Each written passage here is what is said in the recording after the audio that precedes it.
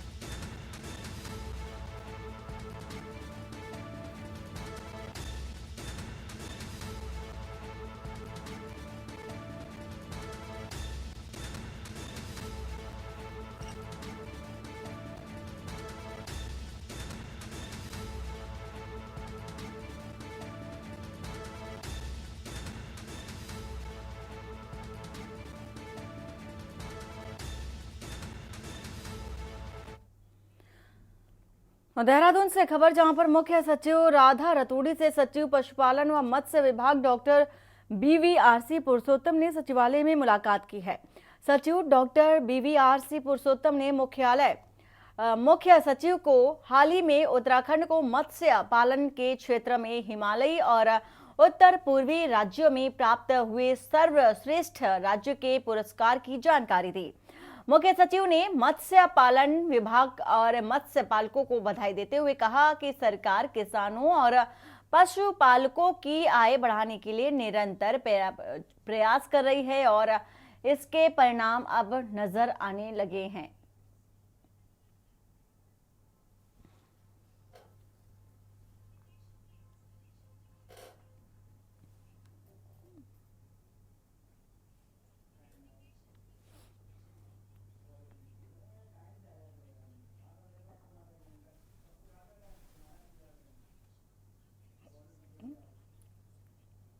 प्रदेश में होने जा रहे निकाय चुनाव व अन्य चुनावों को लेकर के कांग्रेस ने कमर कस ली है और कांग्रेस प्रदेश अध्यक्ष करण मारा के नेतृत्व में उत्तराखंड कांग्रेस सोशल मीडिया विभाग ने नई वेबसाइट और डिजिटल सदस्यता अभियान का शुभारंभ किया, जिसके जरिए 3 महीने के अंदर हर 1 लाख लोगों को जोड़ने का लक्ष्य रखा गया।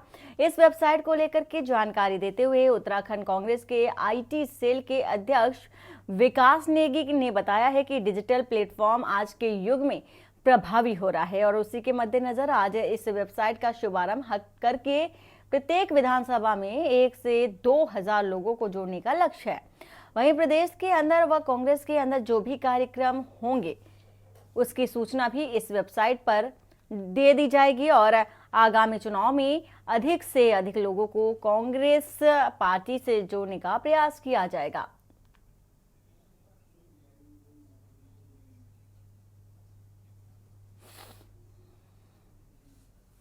जो वेबसाइट है इसमें भाजपा ने भले ही 22 लाख मेंबर्स का कहा है, लेकिन आपको सत्यता पता है कि वो तो पुराने ही लोगों को बार बार मेंबर बनाने में लगी हुई है। अब बात यह है कि घूम फिर के वही बात आती है। अभी हमने शुरुआत फर्स्ट फेज की करी है, जिसमें हमारा पहला लक्ष्य 1 लाख का है। उसके बाद जब हमारे पास 1 लाख लोग जुड़ जाएंगे, उसके बाद हमने 10 लाख का इसमें निर्धारित लक्ष्य रखा है, क्योंकि हम लोग जो है प्रैक्टिकल काम करते हैं। भाजपा की तरह हवाबाजी वाले हम काम नहीं करते कि 20-20 लाख हम करा देंगे, 25-25 लाख हम करा देंगे। और घुमा फिरा के जो उनके प्रदेश के नेता हैं आप देखेंगे कि कहीं ना कहीं वही दोबारा मेंबरशिप ले रहे हैं। और जो उनका लक्ष्य था प्रत्येक विधानसभा में 5 से 10 हज़ार, आपको भली बात ही याद होगा कि उन्होंने जो अपने विधायकों को लक्ष्य दिया था, उन्हीं के लक्ष्य में 500 मेंबरशिप हुई है विधानसभा में। जो आज करंट विधायक हैं, आज प्रदेश में 40 से 50 कहीं ना कहीं एमएलए है उनकी। और खबर रामपुर से, जहां पर थानागंज क्षेत्र के गांव बग्गी में एक युवक का आपसी झगड़े के बीच तमंचा लहराते हुए एक वीडियो सोशल मीडिया पर वायरल हुआ। वीडियो वायरल होने के बाद पुलिस ने अभियोग पंजीकृत कर उन युवक की तलाशी में जुट गई और बताते हैं कि बीते दिन 2 गुटों के बीच आपसी झगड़ा हुआ था और उसी झगड़े के दौरान तमंचा लहराते हुए एक युवक का वीडियो वायरल हुआ। पुलिस के मुताबिक वायरल वीडियो से युवक की तलाशी जो कि है की जा रही है। जल्दी गिरफ्तारी करके उसके बाद से असलहा भी बरामद कर लिया जाएगा।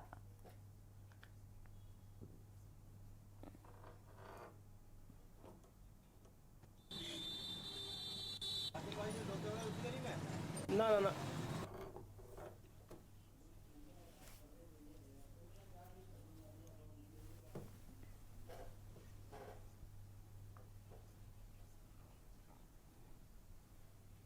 देखिए, थानागंज क्षेत्र में एक वायरल वीडियो हुआ था, जिसके आधार पर सुसंगत धाराओं में अभियोग पंजीकृत किया गया है। अभियोग पंजीकृत करने के पश्चात जो जिस व्यक्ति का तथा कथित वीडियो है, उसे गिरफ्तारी करने के लिए टीम गठित कर दी गई। शीघ्र गिरफ्तारी करके असलहा भी बरामद किया जाएगा। सर, क्या विवाद हुआ था इनका आपस में? जो तमंचा आपस में किसी जगह पर इकट्ठा हुए थे और वहाँ आपसी झगड़ा हुआ था, जैसा कि वीडियो में दिख रहा है। और विस्तृत जानकारी गिरफ्तारी के बाद ही हो पाएगी। खबर रामपुर से है, जहां पर मसवासी क्षेत्र में वाहन का इंतजार कर रही एक महिला से उसकी 3 साल की मासूम बच्ची को बदमाशों ने छीनकर ले गए। इसी सूचना पर महिला ने चौकी इंचार्ज को बताई और चौकी प्रभारी मसवासी ने महिला की फरियाद सुनी और जांच में जुट गए। पुलिस ने मासूम की तलाश कर रही है और इसी दौरान महिला को सूचना ये भी मिली कि बच्ची किसी गाँव में है, तो महिला ने पुलिस को उस गाँव की सूचना दी। मौके पर पहुंची पुलिस ने बच्ची को सकुशल बरामद कर लिया है और पुलिस ने साथ ही एक पुरुष सहित 3 महिलाओं को गिरफ्तार किया है। वहीं पुलिस अधीक्षक ने टीम को पुरस्कार देने की घोषणा की है।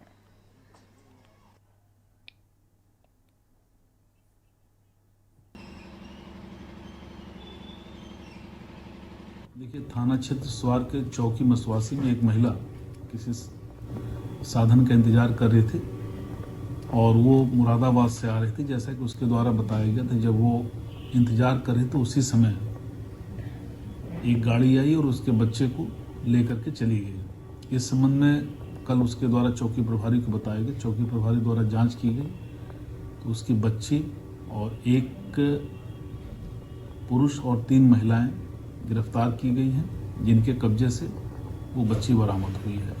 थाना प्रभारी स्वार और चौकी प्रभारी मसवासी का यह कृत्य काफ़ी प्रशंसनीय और सराहनीय है। इनकी टीम को पुरस्कार भी दिया जाएगा।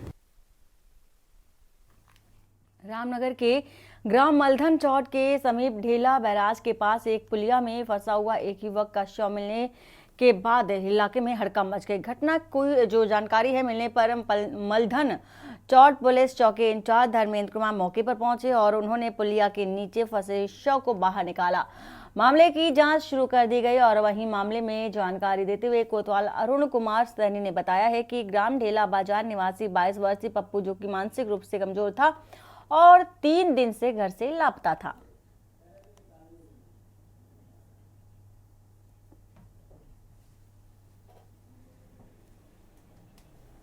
ढेला नदी में आज एक सूचना के आधार पर एक शव मिला है जो ढेला मालधन का ही रहने वाला व्यक्ति है, जो कि दिमागी हालत कुछ ठीक नहीं थी, 2-3 दिन से घर से लापता था और शव को हमने कब्जे में ले लिया है। जाहिर तौर पे कोई चोट उसमें अभी नहीं है।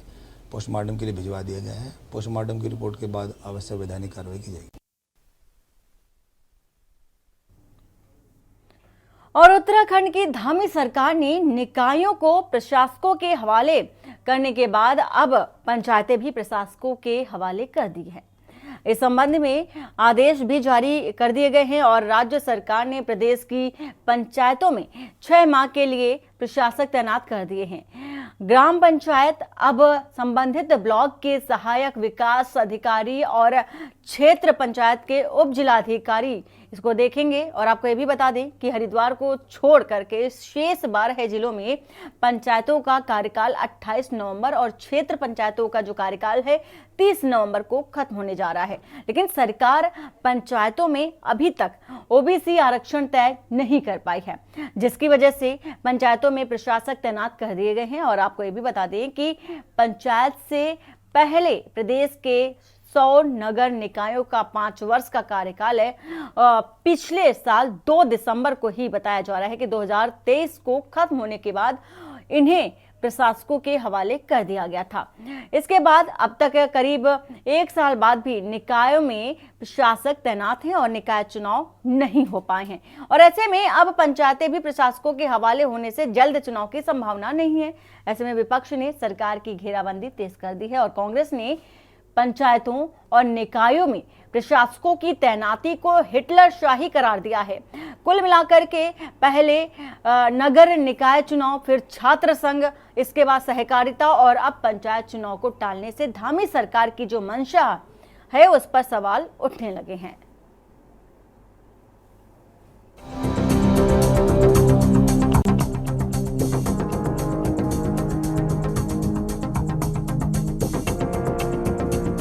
उत्तराखंड की धामी सरकार एक के बाद एक 4 चुनावों को टाल गई है।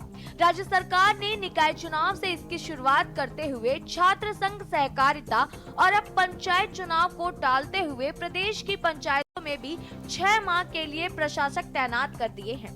ग्राम पंचायत अब संबंधित ब्लॉक के सहायक विकास अधिकारी व क्षेत्र पंचायतों को उप जिला अधिकारी देखेंगे। बता दें कि हरिद्वार को छोड़ शेष 12 जिलों में पंचायतों का कार्यकाल 28 नवंबर और क्षेत्र पंचायतों का कार्यकाल 30 नवंबर को खत्म होने जा रहा है। लेकिन सरकार पंचायतों में अभी तक ओबीसी आरक्षण तय नहीं कर पाई है, जिसकी वजह से पंचायतों में प्रशासक तैनात किए गए हैं। वहीं कांग्रेस ने सरकार के इस फैसले को हिटलर शाही फैसला करार दिया है। आप जानते हैं भारतीय जनता पार्टी की संगठन की ओर से पूरे प्रदेश भर के संगठन के तमाम जिलाध्यक्षों से, जिला प्रभारियों से, विधायकगणों से इस बारे में राय मांग ली गई है। शीघ्र हम अन्य एक्टिविटीज़ के लिए आगे बढ़ रहे हैं और मैं जहां तक समझता हूं कि भारतीय जनता पार्टी एकमात्र ऐसी पार्टी है कि जो कभी भी और किसी टाइम भी किसी भी चुनाव के लिए तैयार रहती है। अनेक उदाहरण आपके सामने हैं। जब केदारनाथ की सीट रिक्त हुई थी तो अनेकों प्रकार की भ्रांतियां फैलाई जा रही थी और हमारे क्योंकि पार्टी का कार्यकर्ता जो बहुत लगन के साथ काम करता है, जो बड़ी कर्मठता के साथ काम करता है, जो अनुशासित होकर काम करता है, बूथ स्तर से लेकर ऊपरी स्तर तक अपनी अहम भूमिका निभाता है, तभी हम उसे देवतुल्य कार्यकर्ता कहते हैं। प्रदेश सरकार ने कल शाम को आदेश जारी करके पंचायतों में प्रशासक नियुक्त कर दिए हैं। क्योंकि पंचायतों का कार्यकाल समाप्त हो रहा था, सरकार के पास 3 ऑप्शन थे। एक ऑप्शन ये था जिसकी मांग हमारे पंचायत प्रतिनिधि पिछले कुछ समय से करते आ रहे हैं, जिनमें उनकी ये मांग थी कि क्योंकि कोविड के दौरान 2 साल में उन्हें अपने कार्यकाल को गंवाना पड़ा, उनका कार्यकाल 2 साल कोविड के कारण इस प्रकार नहीं रहा कि वो लोगों की अपेक्षा पर खरा उतर सके और अपनी पंचायतों का वो जिस प्रकार जिस रूप में वहां काम करना चाहते थे, विकसित उन पंचायतों को करना चाहते थे, वो समय उन्हें नहीं मिला। उनकी अपील सरकार के पास पेंडिंग थी।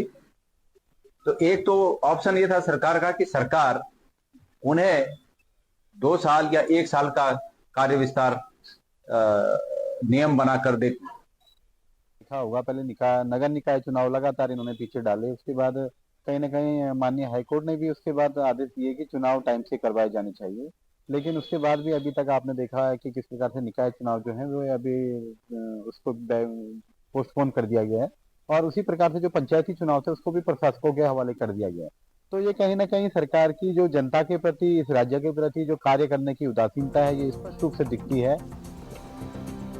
आपको बता दें कि पंचायत से पहले प्रदेश के 100 नगर निकायों का 5 वर्ष का कार्यकाल पिछले साल 2 दिसंबर 2023 को खत्म होने के बाद इन्हें प्रशासकों के हवाले कर दिया गया था। इसके बाद अब तक करीब 1 साल बाद भी निकायों में प्रशासक तैनात है और निकाय चुनाव नहीं हो पाए हैं। हालांकि सरकार जल्द निकाय चुनाव कराने का दावा कर रही है। वहीं कांग्रेस का कहना है कि पंचायत प्रतिनिधियों की 2 साल कार्यकाल बढ़ाने की मांग जायज थी। सरकार को उस पर विचार करना चाहिए था, क्योंकि कोरोना काल में पंचायतों में विकास कार्य ठप रहे। इस दौरान चुने गए प्रतिनिधियों को अपनी ग्राम सभाओं में विकास कार्य करने का मौका नहीं मिला। ऐसे यदि वह कार्यकाल बढ़ाने की मांग कर रहे थे तो वह गलत नहीं था। प्रचंड बहुमत की सरकार है राज्य में भारतीय जनता पार्टी की। दूसरा कार्यकाल जनता ने प्रचंड बहुमत के साथ भाजपा को दिया है। उसके बाद भी आप देखिए निकायों के चुनाव साल भर से टाले जा रहे हैं। 3 बार माननीय हाईकोर्ट में झूठा हल्फनामा चुनाव कराने के लिए राज्य सरकार ने दाखिल किया। सहकारिता के चुनाव साल भर से लगातार टाले जा रहे हैं। घोषणा होने के बाद जो है चुनाव की तारीख आगे बढ़ा दी गई। अब पंचायतों को भी प्रशासकों के हवाले कर दिया गया है। तो इससे आप अंदाजा लगा सकते हैं कि ये सरकार चुनाव से कितनी डरी हुई है, क्योंकि विकास कहीं नहीं हो रहा है। वो न पंचायतों में हो रहा है, न निकायों में हो रहा है। सहकारिता में भी पूरा कामकाज ठप पड़ा हुआ है और सरकार जनाक्रोश के भय से नहीं। देखिए भाई, तो लोकतांत्रिक प्रक्रिया, पंचायत हो निकाय हो, उनका चुनाव जरूरी है और 5 साल में चुनाव होते हैं और इसी तरह से पंचायत चुनाव भी चुनाव होंगे। तो सर समय पे क्यों नहीं कर पा रहे सर? ये तो लोकतंत्र का एक देखिए नगर निकायों में तो थोड़ा आरक्षण का मामला था, क्योंकि आरक्षण की नई समीक्षा हुई है, इसलिए थोड़ा सा विलम्ब हुआ है। लेकिन मुझे पूरा विश्वास है कि पंचायत चुनाव जो है जल्दी से जल्दी हो जाएंगे। कुल मिलाकर धामी सरकार एक के बाद एक 4 चुनावों को टाल चुकी है, जिसके चलते सरकार की मंशा पर सवाल उठने लगे हैं। सवाल ये है कि आखिर क्या वजह है कि सरकार चुनाव कराने से पीछे हट रही है। आखिर क्यों सरकार जनप्रतिनिधियों से ज्यादा प्रशासकों पर ज्यादा भरोसा कर रही है। सवाल ये भी है कि क्या धामी सरकार पंचायत और निकाय चुनाव को एक साथ कराने जा रही है। Uttarakhand desk report. और रुकते हैं यहाँ छोटे से ब्रेक के लिए। ब्रेक के बाद जल्द हाजिर होते हैं। आप देख रहे हैं के न्यूज, खबरों का सारथी। ब्रेक के बाद आपका स्वागत है। लक्सर से खबर है, जहां पर कोहरे के कारण दिसंबर 2024 से 3 महीने के लिए ट्रेनों को रद्द करने के आदेश में रेलवे ने बदलाव किया है। इनमें से कुछ गाड़ियां रद्द करने के बजाय उनके फेरे कम कर दिए गए हैं।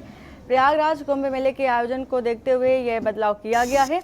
सर्दी में घने कोहरे के दौरान रेलवे को हर साल रात में चलने वाली लंबी दूरी की काफ़ी गाड़ियां रद्द करनी पड़ती हैं और इस बार भी दिसंबर 2024 के पहले सप्ताह से फरवरी 2025 के अंत तक मुरादाबाद मंडल की करीब 40 ट्रेन 3 महीने के लिए निरस्त कर दी गई थी और 13 जनवरी से 26 फरवरी 2025 तक प्रयागराज में महाकुंभ को देखते हुए रेलवे ने इस आदेश में बदलाव किया है।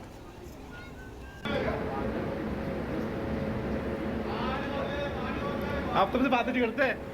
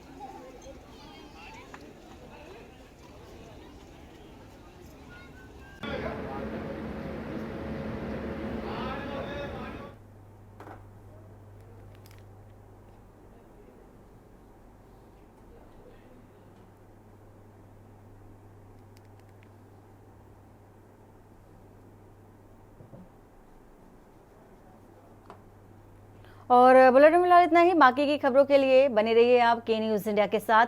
नमस्कार। आप देख रहे हैं के न्यूज़, खबरों का सारथी।